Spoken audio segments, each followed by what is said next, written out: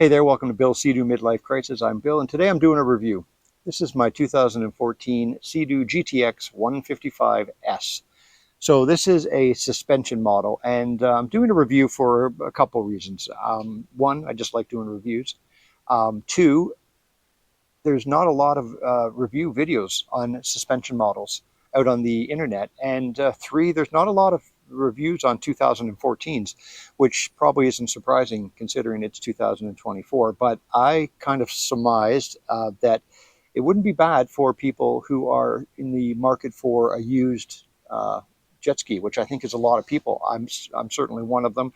I don't buy new ones, or not yet anyway. I'm kind of working my way up through the years, but I think a lot of people are buying in the 2013, 14, 15, up to 2020-ish range, and I don't think there's a lot of reviews being made. So I thought it made sense that I'd make a review, and I'm going to do one. So I'm going to do it in two parts. First part is going to be me here in the driveway, just going around, looking at the machine, talking about the features and the functions and the goods and the bads, and giving you a really good idea of what you get with this machine. And the second part will be on the water. So on the water, I'll obviously show you how fast it goes, how it handles, just how it functions, how it operates, and give you an idea how it is to ride. So if you decide to buy one, or if you're considering buying one, this will give you a good idea of what the machine is, how it works, what it offers, and then kind of how it is to ride. So hopefully that all put together will be helpful if you do decide to buy one, or if you're in the market to buy one, or maybe if you're selling one and you want to, you need help with some of the information that you might want to offer in your ad or whatever. Anyway, hopefully it's helpful and hopefully you enjoy it. So stay tuned. Here we go.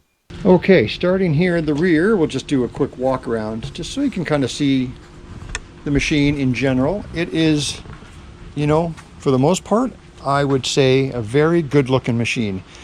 This is 10 years old now, so it is, by no means a modern machine, but I would say, maybe I'm a little biased, but I would say that it holds up in terms of aesthetics with the new ones. I mean, it certainly doesn't look the same as the new ones, but it looks cool, and I can tell you it's quite comfortable to ride and quite good in that respect. So I mean, just in general, it's a pretty nice machine and has a lot of very nice features. Okay, so again, here at the back deck swim platform is, I wouldn't say it's huge, but it is quite big, and it's quite nice when you're out on the water and you want to hop in and hop out. It's gives you a fair amount of space to work with, and down below you do have the step-up ladder, which is pretty common on jet skis of this age, but this is a nice, kind of beefy one, and it's nice to have. One thing you do have to be careful of when you're looking at used ones is that this plastic has not degraded, which happens if you're buying a jet ski that's sat out in the sun a lot. It's nice to find a machine that's been covered or stored inside when it was not being used. So this back platform opens up on two sides, here and here. And let's see if I can get it open. It's hard to open with only one hand because, okay, there we go. So it's I will say you can't open it with one hand because you have to pull both of those at the same time. But it pops open like so, and it reveals two storage spaces right here. So one here, these are not gigantic, that's like an overstatement for sure, an understatement, but they're enough to hold, in this case, the fire extinguisher and a couple ropes, and you could definitely put in a few bottles of water or your lunch or something in there. These are not dry in the sense that they get wet when you're underway. So not really wet, they're supposed to be dry, but they're not. They get a little wet. So if anything you put in there, you have to be prepared for it to get a little bit of water on it. Now over on this side, you have the same thing. In my case, I've got my safety kit and another rope, and I've still got some more space. Now both of these come out. This side, you actually have to undo a bunch of screws to get this out, and that shows into the hull for access to some of the exhaust parts. And on this side, you can leave this one unattached, which I have done. There are some little plastic darts that are supposed to hold it in, and that reveals the battery compartment and then down into the hull. So this gives you a little bit of extra space. If I can flip this under, you'll see there's my paddle. So I keep my paddle underneath there, and that just pops in and out, which is nice. I've attached my battery tender connector, and I just drilled it through this and then put a piece of rubber on here, and that is just so I can plug in my battery tender when I'm not using it, just to keep the battery topped up.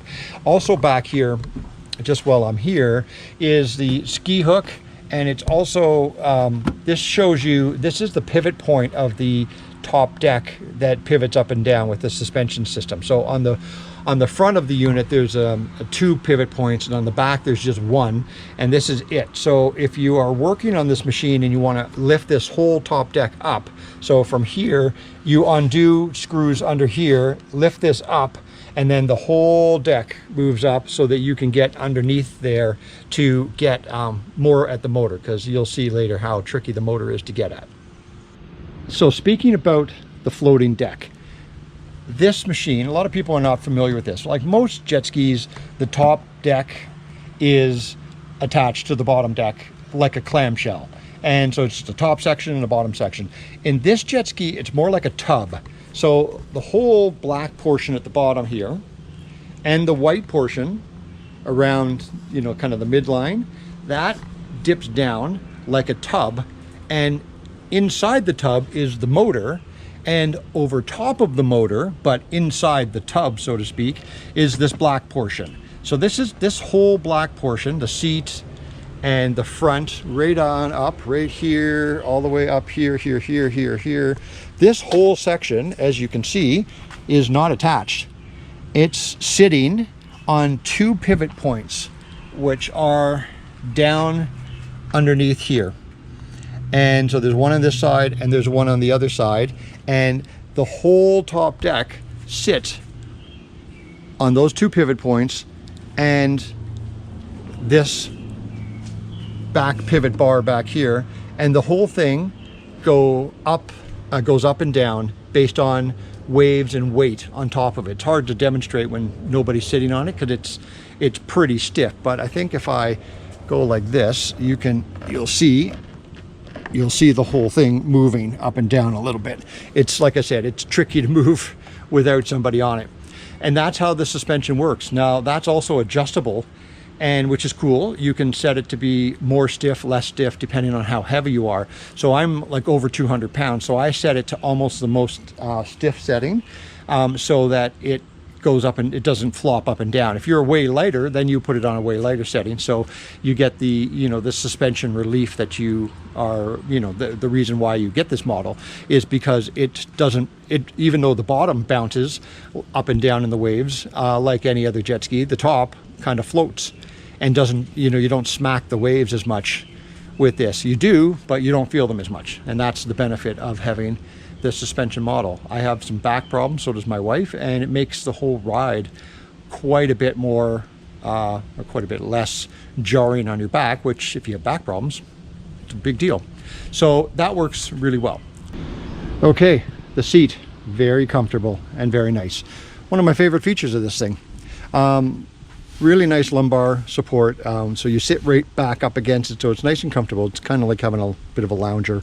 Down here, your thighs squeeze in against here, and they, anyway, my body fits in here perfectly. And then just, you know, ergonomically, your feet sit down right there perfectly in that little pointy spot there, and that right there is, they put in nice soft, kind of soft hard rubber, hard, if that makes sense.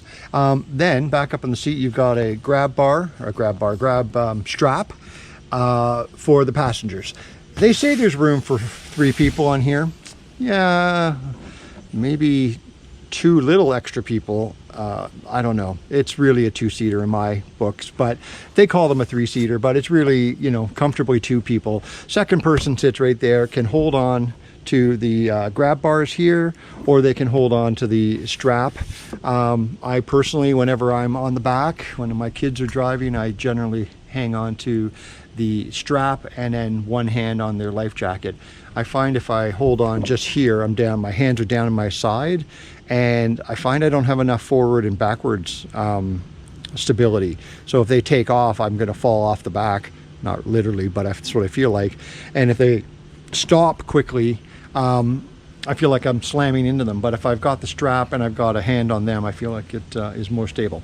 So let me open this up, see if I can do it with one hand. It's heavy. That is the only downside. So the only place it has a latch is right here, and you squeeze it and you get it open. So the reason I couldn't do that with one hand is A, I'm not that strong, but B, is you really need to pull the latch and then pull the seat back just slightly to get it off of the posts there. So it's not just pull the latch and up, you have to kind of pull the latch, pull it back a little and up. So you need two hands. Anyway, as you can see, it's on a hydraulic. So it's like an assisted lift. It's still pretty heavy, but once it's up, and it just sits there like that. Pretty handy. When you're on the machine, if you're in the water and you need to open this up, which almost never happens, but if that ever is the case, you can do it from behind, and then it's out of the way. Much better than my GTI, which is where I take the seat off, I've got to actually put it somewhere. A lot more clunky. So that is the seat. Pretty nice. Okay, here's one of the worst features of this whole thing, and that's the engine compartment. It is I'd say the most difficult one I've ever had to work with. It's a cool design. Like you can see here, it's got the compartment lid on it, and it looks super slick because you can't even see the motor. And you just use these two tabs, tab here and tab here, and lift this out, and you end up. There's the motor. It looks like any other jet ski motor of a modern day jet ski. Problem is, there's like no problem really, well, there is a problem. Let me get it straight. Is there a problem or not? Yes, there is a problem, and the problem is you can't get at a lot of things. Now, you can get at kind of the basic stuff. You can get to fill up oil, you can get to check oil, you can get to change your spark plugs, and if you're really flexible, you can get way down there. I don't know if you can see it or not. Probably not. Too dark. Down there is the oil filter, and it is way down there.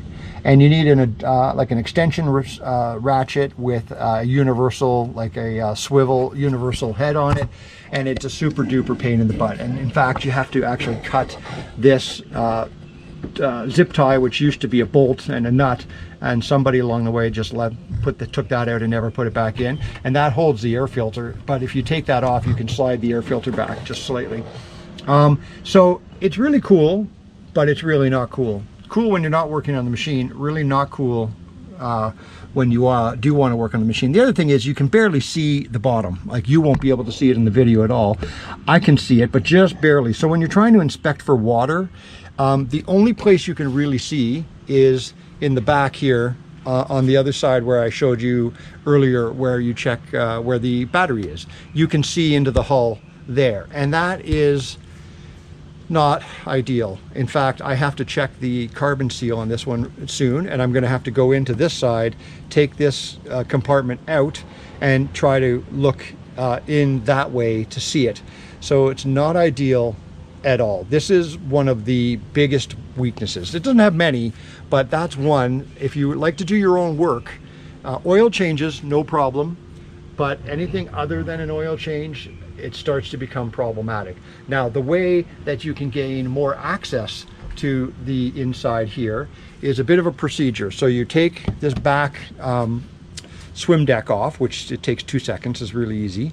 Then you undo the bolts that are holding this guy down to the body, and this whole thing lifts up, and the whole deck lifts up. I haven't done it yet, so I can't say how high, but it looks to me like in videos it lifts up about 6 or 8 inches, and that gives you just enough clearance to get into here. Let me see if I can show you, and get these bolts off. the ones that go around the outside. There's one, you can see one right there, and these bolts here, and there's a few other bolts here, and there's a bunch of bolts that go around the outside of this, and this whole kind of cover lifts out the back, so it pulls right out through here and gives you access to the engine compartment. It's a workaround, but it's definitely not ideal. And you know, that I'm going to guess is going to take at least a half an hour, 40 minutes to get that up and out, and then same to put it all back on top of whatever it is you're doing mechanically. So if you do your own work, it's a bit might be okay. You might not mind that, and just be aware, if you send this into the shop to do work, you're adding at least an hour of shop time every time you do anything with it, for the guys to do that. The BRP mechanics don't have any problem doing it, but they do charge you for it.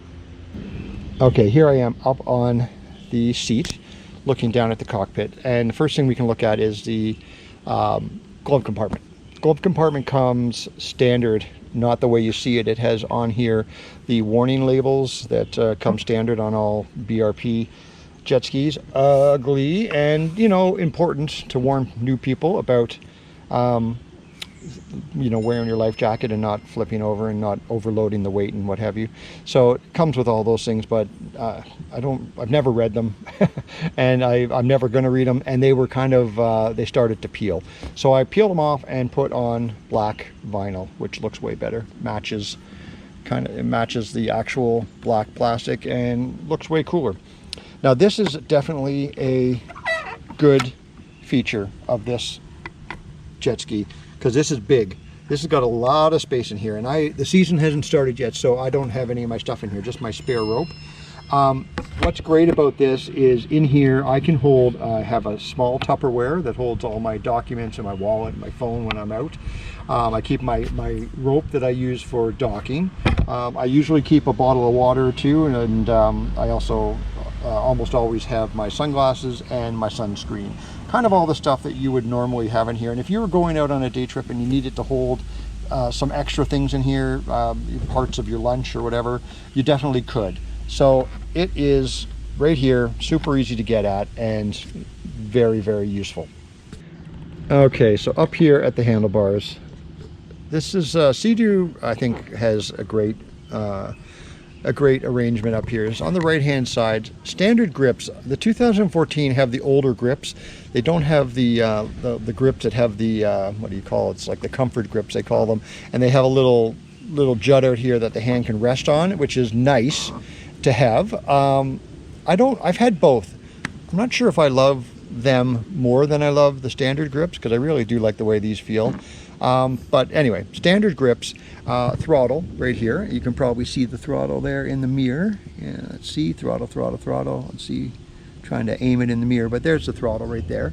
Very comfortable. You know, there's no wires here, so these are nice responsive throttles.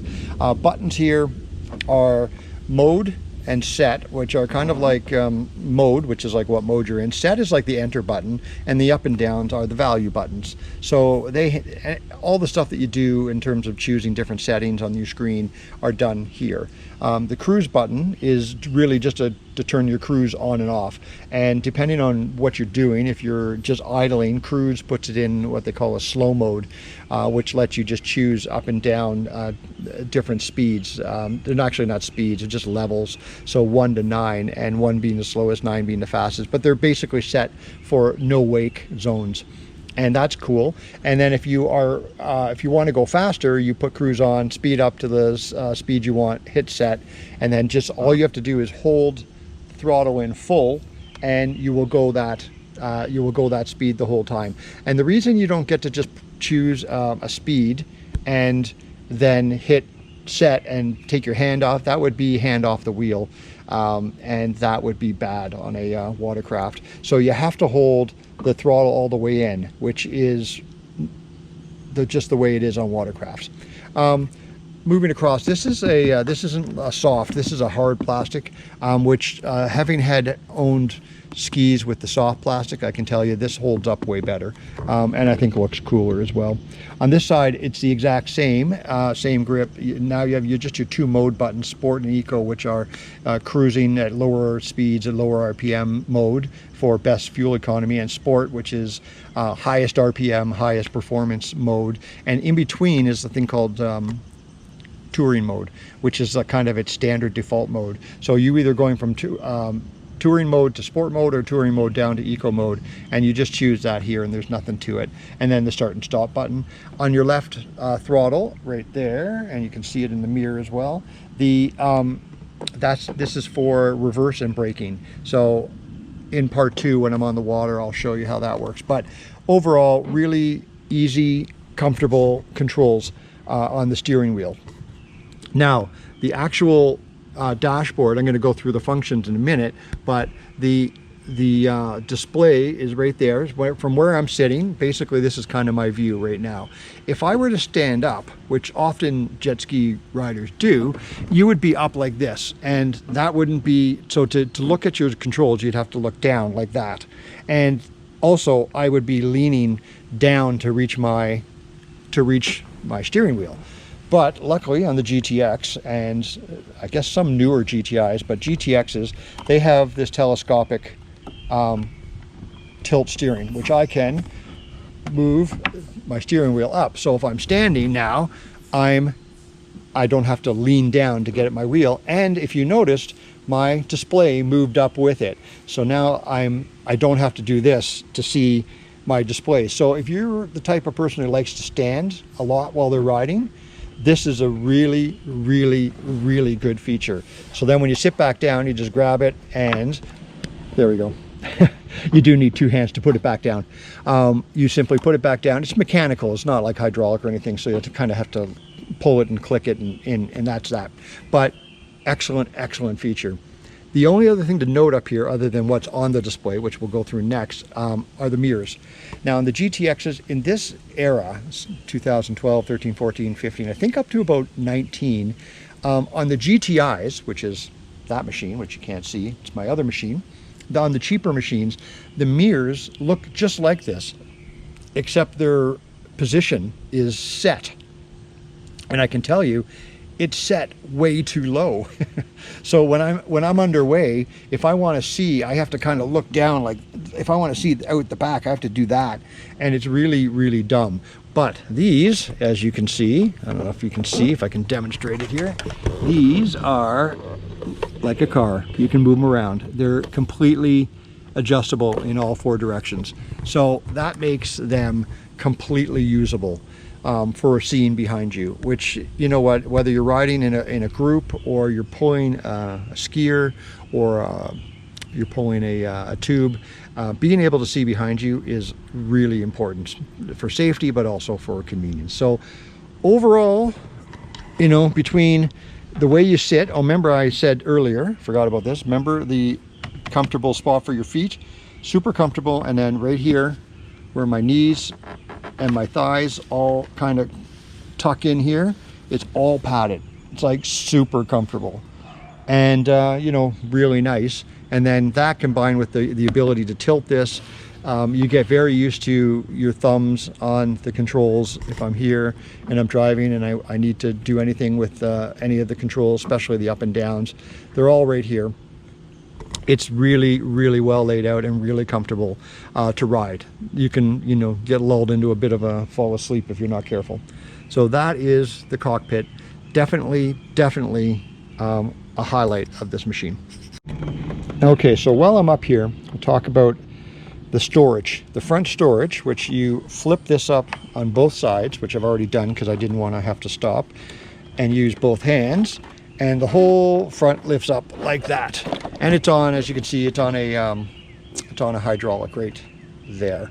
And unlike a normal GTX that is, you know, built right on top on bottom, since this piece at the front is part of the floating deck, they had to do something different. And what they have done is they built this kind of canister, like it's almost like a cooler.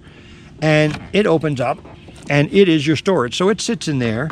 And what's cool about it is that this whole thing can lift right out. So if you go to the beach and you want to lift that right out, and like say you've got all your food in there, you can lift the whole thing out. This whole thing just lifts right out and it carries around like a cooler. And that's awesome. I'll tell you what sucks about it though, is it's really not very big. So you don't have a lot of storage in there. You can see my little pool noodle bumpers that I've made. And I made those not because I'm cheap, and I am kind of cheap, but I made those because they're small.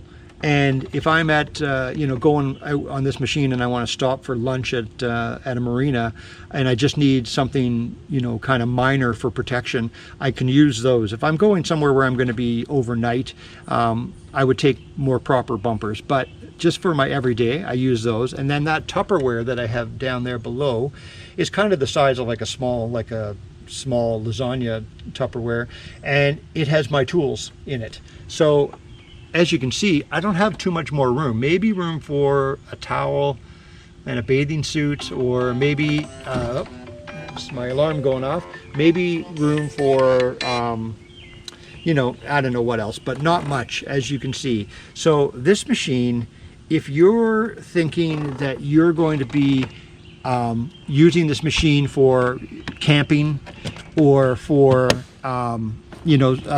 day trips out where you have to carry a lot of stuff, kid toys and things like that, this machine is not good in that respect. So you should consider that. For me, most of my riding is a couple hours at a time. And I'm usually riding with this machine, which is my GTI, and you'll see a review video like this on that at some point, which has lots of storage. So when I'm out, I have lots of storage. But if this is going to be your single machine, the only thing that you can maybe do, which is what I'm going to do this year, is on the back deck, I am going to strap down a wet bag. Or wet dry bag. I think they're called dry bags. So let me flip this around so I can talk to you. So I'm going to get myself a dry bag. We have a couple smaller ones, like 10-liter ones, and I might just use those. And you can strap them to the ski hook and then use a couple bungees to strap them down to the back of the ski. And that can be your temporary storage. And for me, that's going to work. For somebody who does a lot of longer weekend trips and needs to carry a lot of stuff, that might not be as good a solution. Maybe it would be, maybe it wouldn't be, but for us, that's a thing. Anyway, it's good to know that the storage on this thing is not very extensive. Pretty small actually compared to a GTI, which is a less expensive machine, or a normal GTX, which has a lot more storage than this does. Normally these Seadoo machines are great for storage. This particular model, I think this whole series, because of the fact that the front doesn't go, oops, sorry about that, because of the fact that the front doesn't go all the way down into the bottom of the hull, you lose out a ton of storage. So that's the problem. That's the trade-off. You get suspension and a much different ride, a much more comfortable ride, but you give up a lot when it comes to storage. So it's a bit of give and take. Okay, so there's the screen lit up. So as you can see, you've got fuel consumption. I've got it set to show me miles per hour. This is showing me how many hours are on the machine. This shows me normally when you're in the water, your depth. And then this is your VTS setting, so your trim level, and which mode you're in. And it's showing me right now we're in right here, touring mode. Now, there are some things that you can switch around, as I was mentioning earlier, with the mode and the set and the up and down buttons.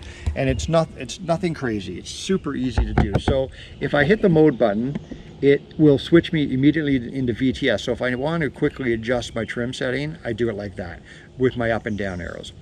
If I hit, oh, it just turned off. Let me turn it back on. So now you get to see, this is the startup screen. Since we're not running, this just, it'll shut off after a few minutes of doing nothing. So this is what happens when you first turn it on. So if I hit the mode button, like I said, you're in the VTS settings. If you hit mode again, you flip to display. And if I hit set, I can choose between depth, RPM, speed, clock, and that's it. So I like to have it I like to have it at speed, so I set it on speed and I hit set. If I hit mode a couple more times, it'll go to fuel consumption. If I hit set, it'll show me I have different types of fuel consumption that I can look at. Not that exciting, to be honest, but it's something you can do if you're interested in fuel consumption, which most people aren't. Key mode, I'm not going to go through it, but key mode lets you program your learning key, which is a good feature because you have a regular key and then you have a learning key, and the learning key, which looks just like this one, I didn't bring it out, but it's green, and you can set it so that it has a maximum RPM. So you let people that don't know how to ride your machine so well, you give them the learning key, and it's basically like training wheels.